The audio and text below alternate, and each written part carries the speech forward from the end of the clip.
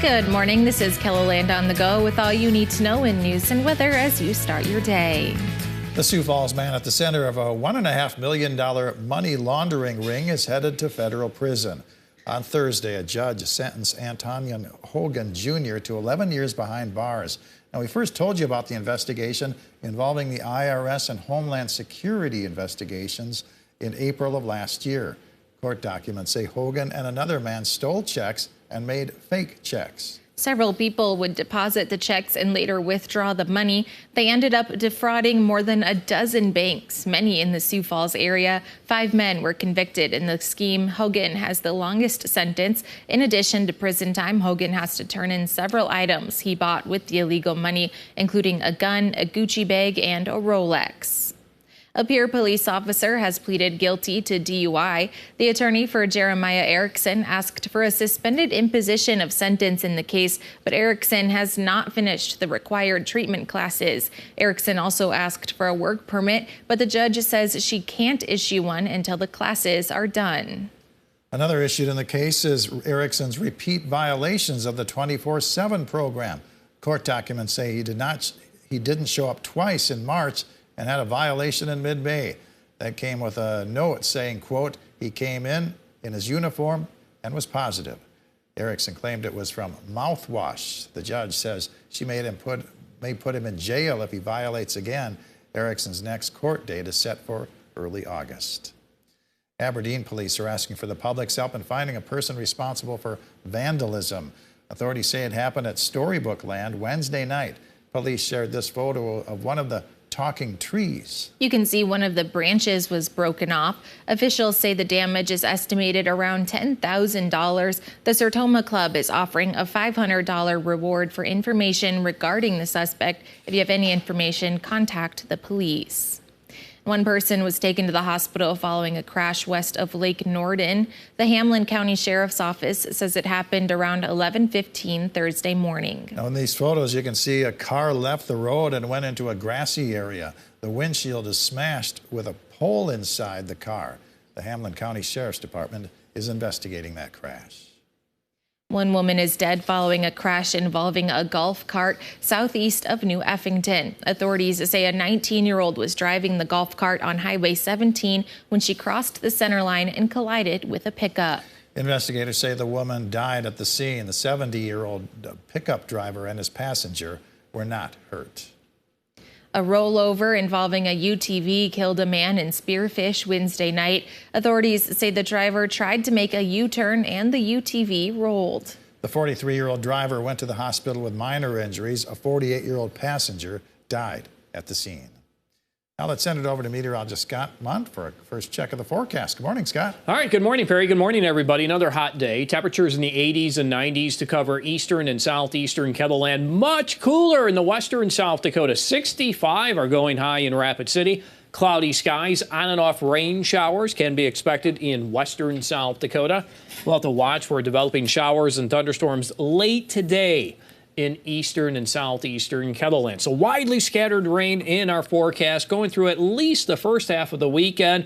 Cooler this weekend, but the heat will return early next week. More details on your forecast with Brian coming up.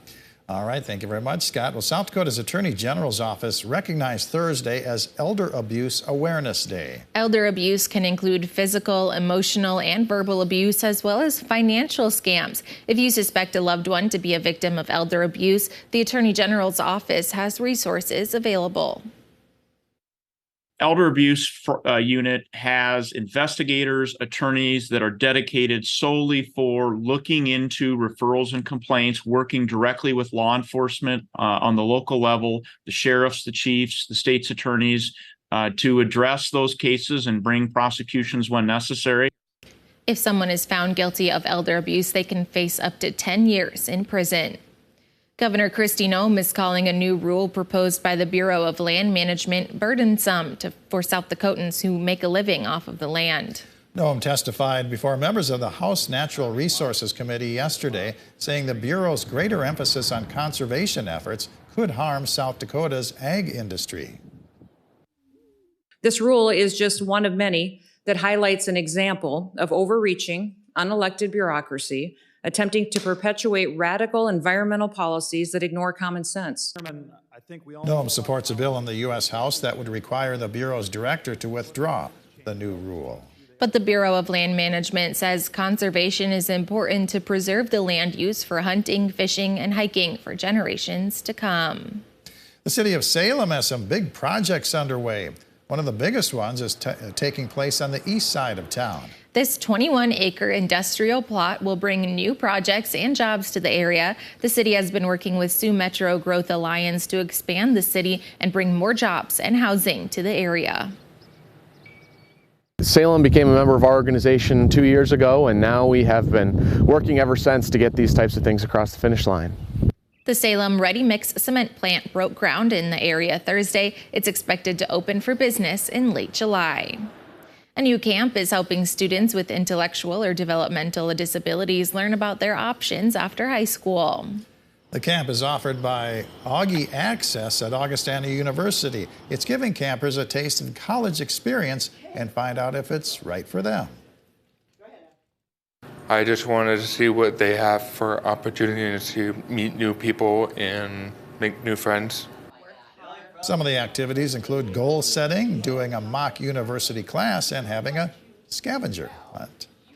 And that's a look at some of our top stories. Now let's get one last look at your weather with meteorologist Brian Karstens. Good morning, Brian. All right. Good morning, guys. Good morning, everybody. Weather today, well, we'll see how these rain gauge numbers change. Hopefully a few more hits of rain with this particular front. It's been so far, I would say, more on the scattered side here. We've had some rain moving in to parts of the southern Black Hills, northwest South Dakota, a little better strip of moisture around Buffalo. And then we had a collection of thunderstorms that did fire east of Pierre.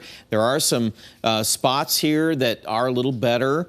You can see the satellite view on those blow-ups there just east of the Missouri River. But look at that. They just stayed there and then they fizzled.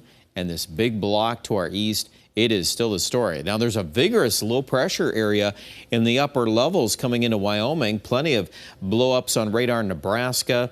There'll be more flare-ups to our southwest again today. We're just carefully watching to see how much moisture we can sneak in here. We're going to prime the atmosphere for another hot day. Hazy, too, with that smoke around in our eastern counties. We'll call Sioux Falls close to 90. I do think there'll be development on radar, probably more so over the James Valley this evening. And then we're thinking some of those cells will redevelop after midnight, yanked into Sioux Falls. So kind of watch the radar picture tomorrow morning and see if we have thunderstorms around Sioux Falls. And then that could easily be regenerated in the afternoon. So that'll tend to limit temperatures a little bit in southeastern Ketherland. I would kind of focus towards Sioux Falls, southwest Minnesota, northwest Iowa tomorrow afternoon and tomorrow night. Once this front begins to leave, then it's going to open the door to drier weather and warming temperatures early next week. As we look at the big picture, there's the low for the weekend. Right there it is. In fact, that system, as it tries to move east, hits that block and it gets undercut. That's an interesting thing. That shows you how strong and persistent this is. This is something you can't ignore as we look at the governing factors of the weather. Now, next week, when we look at Monday and Tuesday and probably Wednesday, East River, folks, that's going to warm up our temperatures. Then we get to watch radar.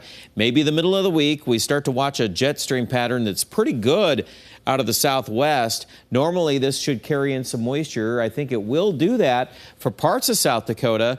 But again, it'll be the battle lines, won't it? Between that and then that stubborn old high to our east, and then how that will kind of jockey positions there will dictate who gets some rain again next week. But I would certainly say South Dakota as a whole is certainly much better than states to our east.